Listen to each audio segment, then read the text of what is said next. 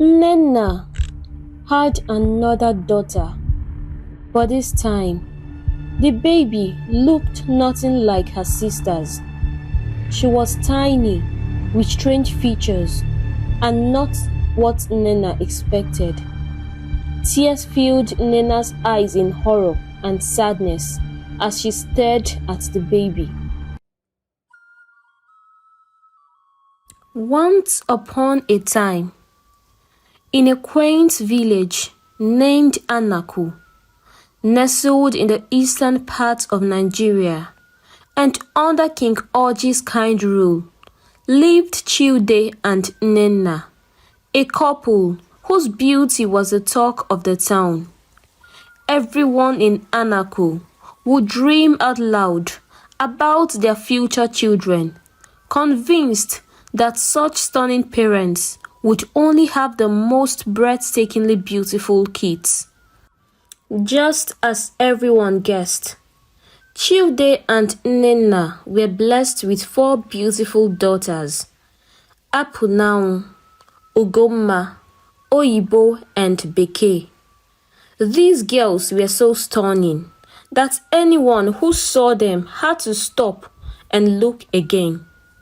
Their beauty became the pride of the village. People praised Nenna's womb of beauty, and mothers often gifted the girls, hoping one day their sons would win their hearts.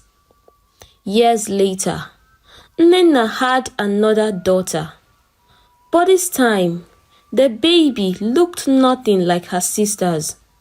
She was tiny and had strange features. She was not what Nenna expected. Tears filled Nenna's eyes in horror and sadness. Her husband, unable to face the unexpected, fled, claiming he couldn't stay with what he wrongly called evil under his roof.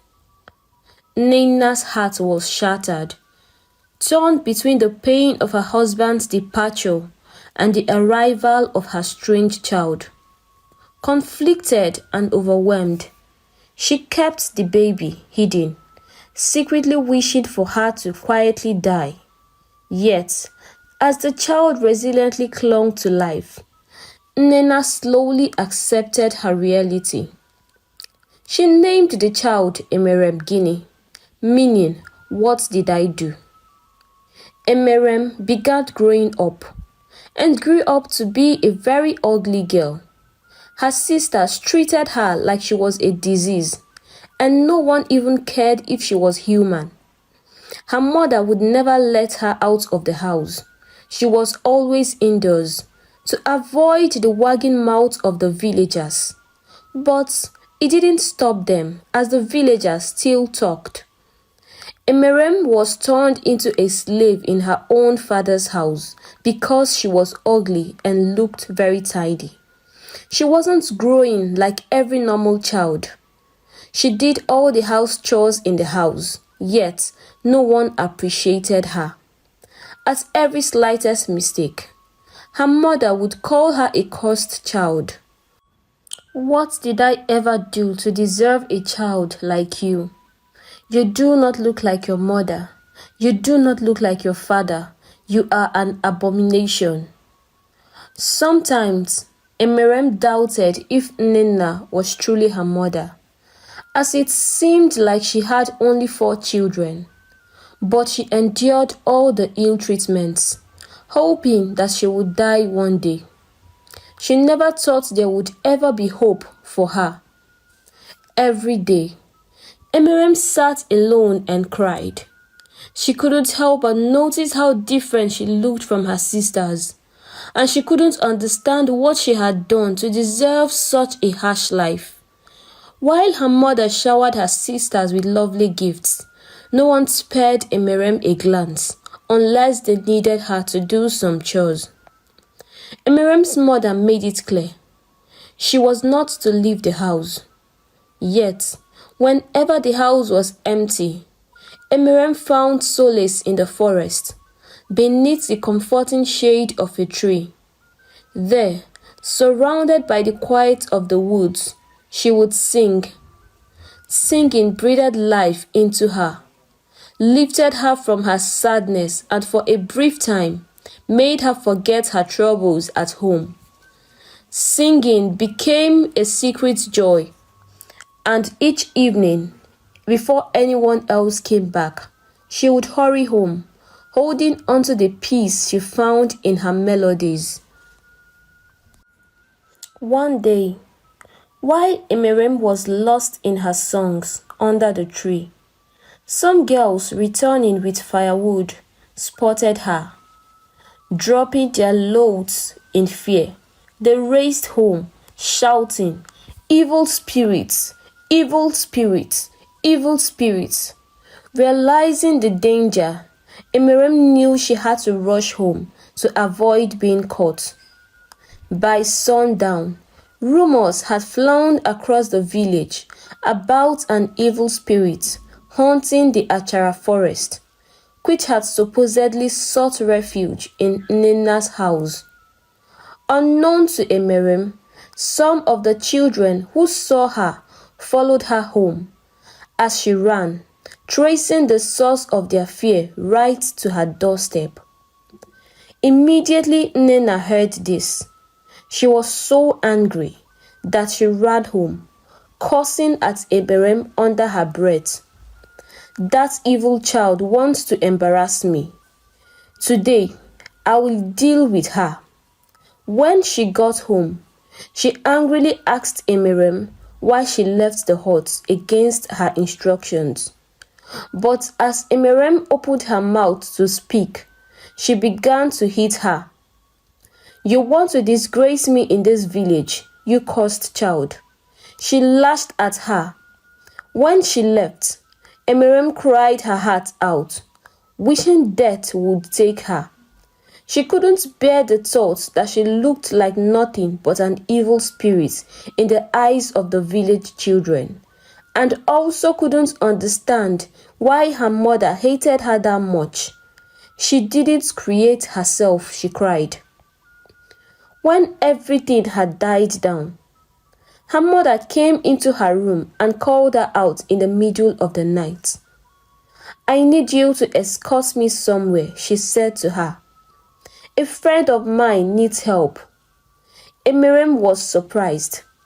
Her mother had never calmly spoken to her before, so she felt her mother regretted her actions towards her and wanted to make amends.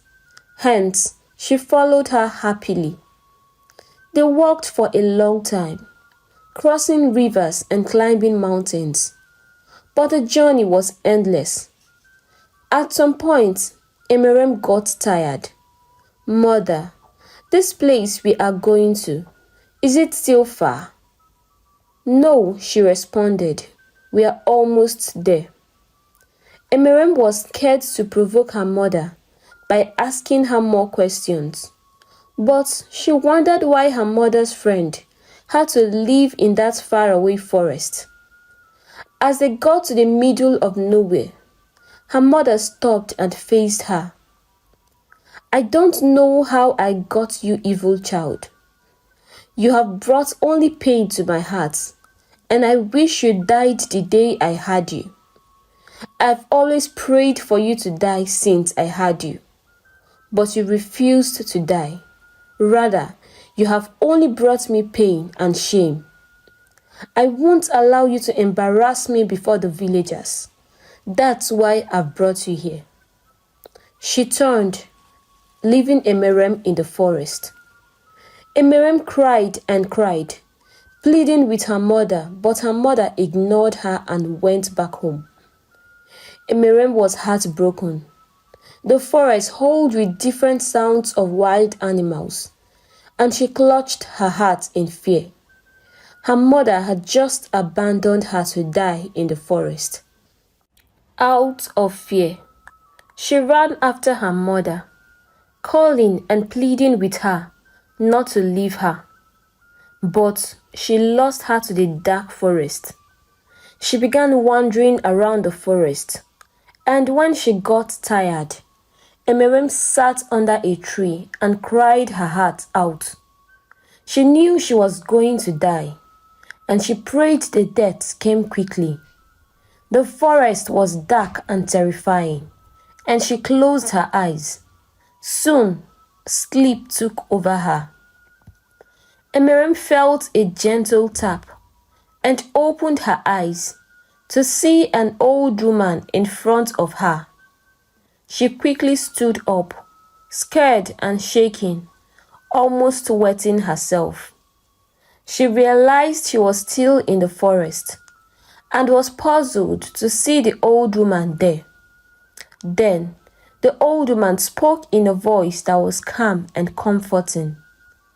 "My dear, don't be scared. I mean no harm. I was just getting some cooking water and saw you. Why are you out here?" Emerem thought back to what happened the night before and started to cry.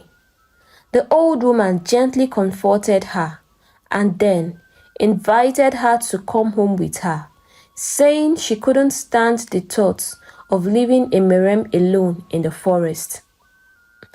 Emerem carried the water alongside the old woman as they headed to her home. They arrived at a simple, somewhat run-down hut, hidden deep in the forest. Despite its appearance, the place was tidy, clearly someone's home. Emerem couldn't help but feel it was a bit strange. Who would choose to live all alone out here, she wondered.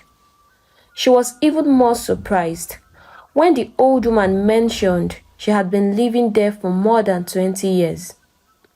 The old woman cooked some boiled yam, explaining to Emerem that she found the seeds in the forest and planted them near her hut. She also had plenty of fruit and veggies, suggesting a life of simple self-sufficiency surrounded by nature. After their meal, Emerem opened up about her life, and the old woman listened with deep sympathy. "Your mother has been very cruel," she said, clearly upset. "I would have been grateful to have a child, no matter what she looked like, even like you. But don't worry, I will help you." The old woman began to share her own story with Emerem, making the moment even more special. She told her about a long time ago when she got married, full of hopes and dreams. However, life had other plans. She couldn't have children, which brought her much sadness. Seeing this, her husband decided to marry another woman in hopes of having a child. Tragically, when the new wife had a baby, the baby didn't survive. Immediately, fingers pointed at her, accusing her of causing the baby's death out of jealousy. The situation worsened when her co-wife also passed away from a mysterious illness. And again, the blame fell squarely on her shoulders. Her husband, swayed by the villagers' gossip, couldn't stand by her, and she was unjustly labeled a witch and banished to what they call the evil forest. "I've lived here since that day," she told Emerem, her voice a mix of sorrow and strength. "For 20 years, I've been all alone, with not a single soul passing by. But now, I think the gods saved me just for you. You are not just any child, you are a star. And I see its glow right on your forehead." Emerem laughed. "A star? Me? Here in this thick so-called evil forest?" It all seemed too strange and unbelievable. But what she didn't realize was that Oyego, the old woman, was no ordinary person. She had incredible powers hidden beneath her humble appearance and the simple life she led in the forest. Emerem was about to discover just how extraordinary her new friend was. The connection between her and Emerem grew stronger as they both found solace in their shared experiences of unjust treatment and exile. In the village, Nnenna felt a weight lift off her shoulders. A secret she had harbored for years now seemingly resolved. Whenever someone inquired about Emerem, Nnenna simply said she had died. She couldn't stand the thought of being labeled an evil woman just because she had a child who looked strange. This lie was her escape from judgment and the whispers of the villagers, providing her with a false sense of relief from the guilt and complexity of her relationship with Emerem. Life continued to be favorable for Nnenna's beautiful daughters, who had blossomed into stunning young women. Their beauty was renowned throughout the kingdom, drawing suitors from far and near to their doorstep, each one hoping to win the hearts of one of these celebrated sisters. The fame of their attractiveness had spread so widely that their home became a gathering place for those seeking to marry, not just for love, but for the allure that came with the promise of such remarkable beauty. Meanwhile, in the village of Anako, King Oji was facing his golden years with a heavy heart, caught in a web of uncertainty. As the tradition dictated, he was to pass on the crown to one of his sons before he departed from this world.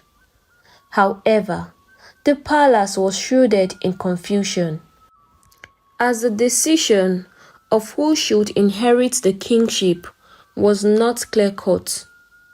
This predicament left the entire royal household, and indeed the village at large, in a state of anxious anticipation, wondering how the king would resolve this crucial dilemma.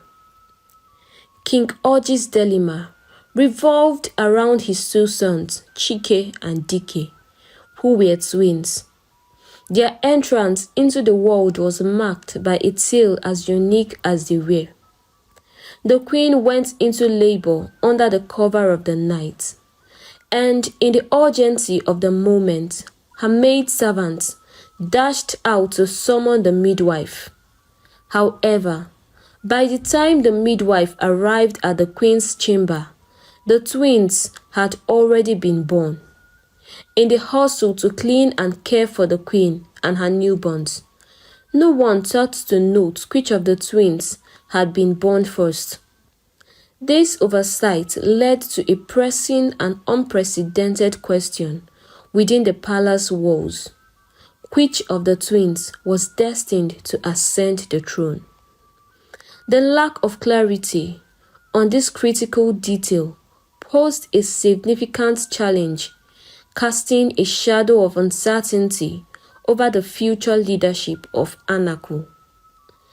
As King Oji grew older, his concerns deepened. His sons Chike and Dike shared a bond deeper than mere brotherhood. They were the best of friends, yet it was clear that their hearts lay in different places. Chike harbored a deep fascination with the throne, often lost in daydreams of ruling Anako. He was drawn to the prestige and respect that came with being king.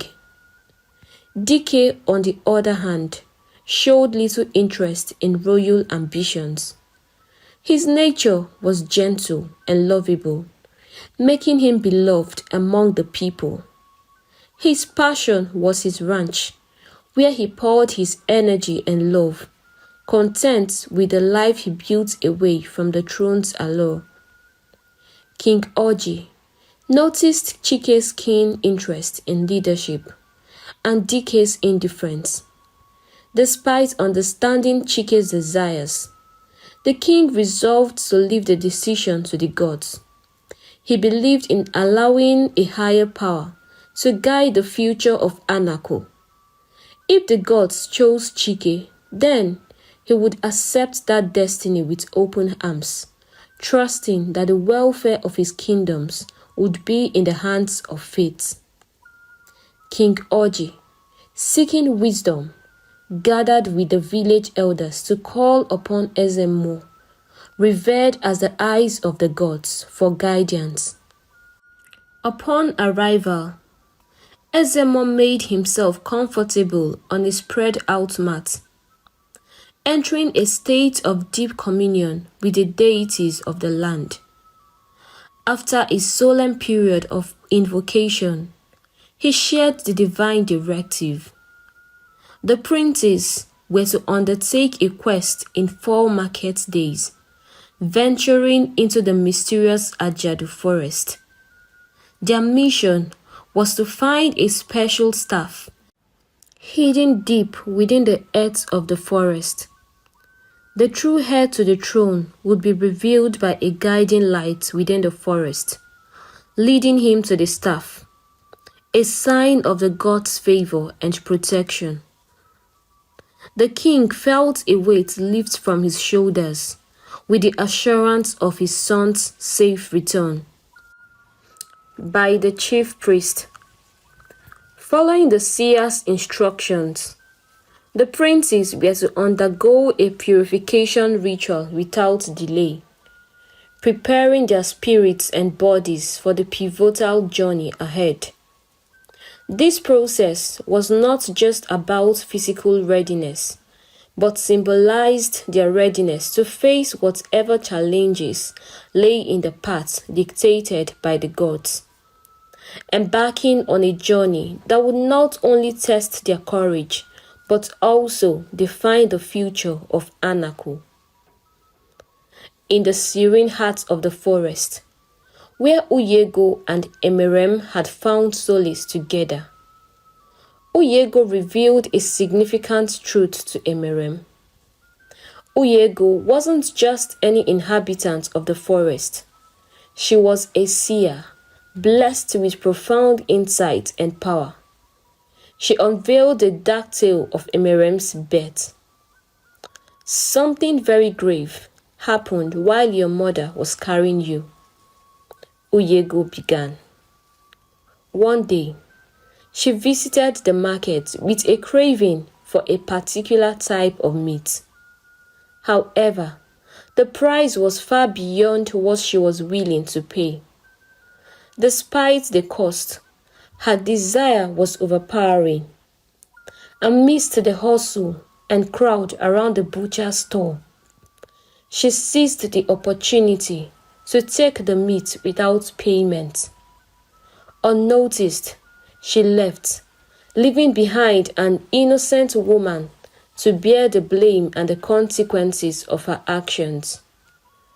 This woman, wrongly accused and publicly humiliated, as the angry mob stripped her naked and beat her up, cried out in her anguish and innocence, causing her accusers and the unseen thief to bear a lifetime of shame. Since your mother was pregnant with you, the curse took hold on you instead. Tears streamed down Emerem's cheeks as she absorbed the tale of her mother's deed, understanding for the first time the source of her pain and difference. Uyego comforted her, promising liberation from the curse. They would undertake a 7-day ritual of purification and appeal to the spirits for mercy. During this time, Emerem was to fast from food and water, preparing her spirit and body for the final step of the ritual.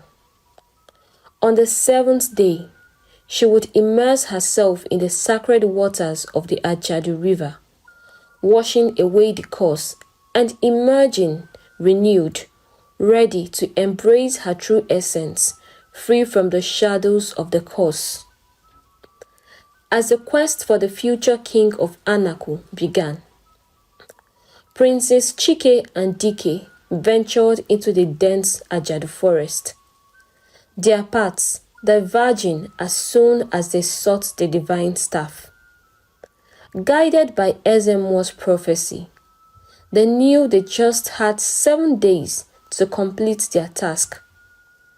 Chike, driven by his ambition, searched tirelessly, yet the guiding light eluded him. Dike, too, found no sign of the light for days, growing weary with the search. On the 3rd day, Chike stumbled upon an old woman in distress, her cries piercing the forest's silence. Focused solely on his quest for kingship, he chose to ignore her plea for help, convinced that nothing should divert his attention from his goal. Meanwhile, Dike, seeking a moment's rest, had the same cries of panic and pain. Despite his initial fear and confusion, his compassionate heart couldn't ignore the suffering voice. Driven by the desire to aid, he followed the sounds, only to find the old woman suddenly disappear as he approached her. In her place, a bright light appeared, beckoning him forward. He followed the light, which led him through the dense forest to a vast cave. Inside, the light focused on a glowing spot on the cave floor. Filled with determination, Dike dug at the spot and unearthed the staff, its glow a beacon of his success. The journey back home was filled with a sense of accomplishment and relief. Unlike his brother, Dike had allowed his kindness to guide him and had led him to the very goal they both sought.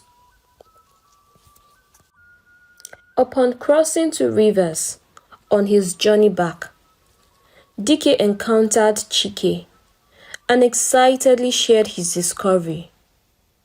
Chike's heart sank with the news, and bitterness swiftly took root in his heart. He couldn't understand why Dike, who already seemed to have everything, love from the queen, adoration from the townspeople, and wealth from his successful ranch, should also be the one to find the staff. This was the one thing Chike had longed for himself. Hiding his envy, Chike congratulated Dike and asked for a brief pause, claiming he needed a moment alone to ease himself. Trusting and unsuspecting, Dike waited under a tree. Seizing this moment, Chike attacked Dike from behind with a heavy stick, striking him until he fell motionless. Believing Dike to be dead, Chike grabbed the staff and hurried back to the village. His return sparked widespread celebration among the villagers, who interpreted his success as divine selection. The air was filled with the rhythm of drums and the joy of dancers, as the village had been filled with anticipation since the princes had departed. Drained and hungry from his days in the forest, Chike was welcomed with a lavish meal prepared by his mother. As he rested from the ordeal, the villagers' joy was tinged with concern for Dike, whose fate remained unknown to them. The celebration for Chike's return marked a dark deed, leaving the true test of character and destiny unresolved. Emerem had fulfilled the 7-day ritual and had taken her bath in the Ajadu River. True to the words of Uyego, she came out of the water with a very beautiful skin, her deformity totally healed, and her body glowing like the sun itself. She was so happy, as she couldn't believe she would no longer live with the stigma. Oyego asked her to return back home so she could live her dreams, but she said no, choosing to stay back with her instead. She couldn't leave Oyego, as she was the kindest woman she ever met. Besides, Oyego was old and needed some help around. One evening, while returning from the river, Emirem was startled by the sound of someone in pain. Overcoming her fear, she went close and discovered a man lying in the forest, weakened and bleeding. Rushing back, she called Oyego, and together they brought the man to their hut. Oyego, with her knowledge of healing, took care of his wounds and began treating him with her herbal remedies. Meanwhile, the palace was engulfed in worry. Over a week had passed without any sign of Prince Dike, prompting the king to dispatch a search team into the forest, with orders to return with the prince alive or dead. But even after an exhaustive search, extending beyond 14 days, there was no trace of him. The king, heartbroken, assumed the worst, that his beloved son had fallen prey to wild beasts, and declared a 7-day mourning period for Dike, a testament to the prince's widespread adoration. Following the mourning, plans were made to continue with the traditional rituals leading up to the coronation, including a 14-day period of fortification for the prince, culminating in the official ceremony. The kingdom prepared to move forward, even as Dike's fate remained unknown to them. His true situation, hidden within the depths of the forest under Oyego and Emirem's care. In the forest, Prince Dike was recovering fast. He could now talk and eat properly. He had shared his sad story with his new friends, and they felt so sorry for him. It was unfortunate that the three of them had treaded the path of betrayal, and it was the one thing that brought them together. You will get better soon, and you will go back to your village in good health. The gods have preserved you for the throne, Oyego said to him. Dike couldn't still believe his own brother did that to him, and all for the throne. But he was glad the gods saved him. He enjoyed the company of Emirem and the old woman. Oyego was very nice and caring, and Emirem was a beauty with an angelic voice. Every evening, she would sit under the tree and sing the prince beautiful songs, which he enjoyed so much. With time, they grew closer, and each day, the prince found more reasons to love her. She was so beautiful. The way she took care of him, and the beautiful songs she sang him, could not just leave his mind. Oyego had caught him severally as he stared at her while she cooked, and it got her so excited. He knew within him that he had just found a wife, the woman of his dreams. On the day of the coronation, the whole village gathered to celebrate the crowning of the new king. Kings and princes from different kingdoms were invited. Noblemen of calibers were invited. Prince Chike felt so proud. He had dreamt about this day his whole life, and in a few hours he would be pronounced king. That day, he dressed in his royal apparel and looked so handsome.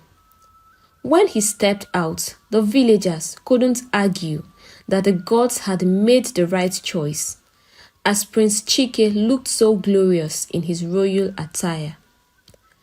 As the traditional priest and the Onowu, the chief kingmaker, conducted the final rituals of the coronation, Chike was declared king. Yet, as he attempted to sit on the throne, an unseen force repelled him. He tried severally to sit on the throne, but each time he tried it burned him. It was as if the seat of power rejected him. The crowd watched in stunned silence, their excitement turning to confusion and fear as they couldn't understand what was happening. Just then, Ezemo, the revered seer, entered. All eyes turned to him, desperate for an explanation of the unsettling spectacle. With a voice that commanded attention, Ezemo revealed the truth. Prince Chike is not the rightful king of this land. He has not earned the staff, and he knows what happened to his brother, Dike. Under Ezemo's powerful enchantment, Chike found himself compelled to speak the truth. He fell to his knees, his voice breaking as he confessed to attacking Dike in the forest, taking the staff by force and leaving his brother dead. The king, along with everyone present, was shocked. "Your own twin brother," the king repeated, unable to grasp the magnitude of Chike's betrayal. The villagers expressed their disdain, openly rejecting the heinous acts Chike had committed. Then, amidst the turmoil, Ezemo announced a turn of fortune. With all eyes on him, he prepared to share a revelation that would reshape the destiny of Anaku. Prince Dike is alive and in the heart of the forest, around the Ajadu River. He was found by two kind people and has fully regained himself. Let the king send out men to go into the forest and bring back the prince. And as for Chike, the king should decide his punishment. With that, he turned and left.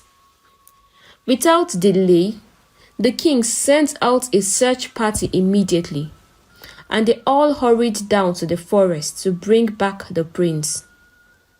Uyego was happy when she saw the king's men. She knew they had come for the prince, and was also happy that Emerem finally found fulfillment. She had watched her bond with the prince, and the love between them was undeniable. Finally, she could die a fulfilled woman, as God has used her to save a kingdom that rejected her 20 years ago. They thanked Uyego and Emerem and took the prince. Tears rolled down Emerem's eyes. She was so sad the prince was leaving, as they both had bonded so well, and she was going to miss him dearly. The prince was a very kind and soft man, and the way he conversed with her, she was so in love with him. She never thought she would ever see him again. But the prince had no plans to leave them. He ordered the men to bring them out of the forest, as they both saved his life. But Uyego insisted she would stay back. That place was home to her, and she never would leave her home. Unknown to them, Uyego was no human but a spirit. She was the guardian of the forest and had existed for over 1,000 years. Her mission was to rescue good people and not allow any harm come near them. but she never reveals her identity to humans so that they wouldn't be scared of her. She could be an old woman, and she could also be a young woman whenever she wanted.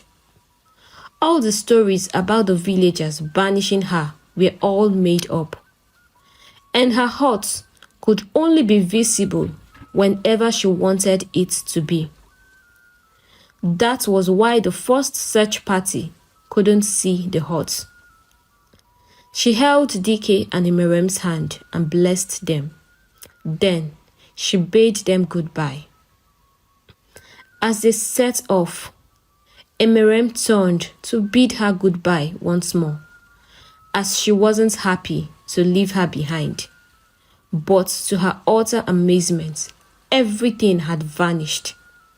Fear gripped them, as they now knew that they had been with a god and not a man. The villagers went crazy at the sight of Prince Dike. Everyone was so happy to see him. His mother shed tears of joy. He was the man after the heart of the people. Ezemo was also there to celebrate the prince in person, and a date was fixed immediately for his coronation. It was going to be a double celebration, as he would also be getting married the same day to the love of his life, Emerem. The prince narrated the story of how he found Emerem in the forest and how she was abandoned by her mother, Nnenna. Nnenna was shocked. She couldn't believe it was Emerem standing with the prince. She had changed and looked so beautiful. She cried her heart out when she learned she was the cause of Emerem's misery. Yet, she treated her with so much wickedness. Her sisters, who were all still unmarried, as we were waiting for kings and rich men to come ask for their hand in marriage, were so sorry, as they had all treated Emerem badly. They came closer as they knelt and asked their sister for forgiveness. Emerem had a good heart, and she knew she deserved to be happy and free. The gods had turned her pains into joy. Therefore, she forgave her sisters and her mother. She knew they must have learned their lessons. The villagers stood in shock as the prince openly made his intentions to marry Emerem known. He told them that she was the best thing that had happened to him in his journey. He looked at her with so much love in his eyes, and Emerem loved him too.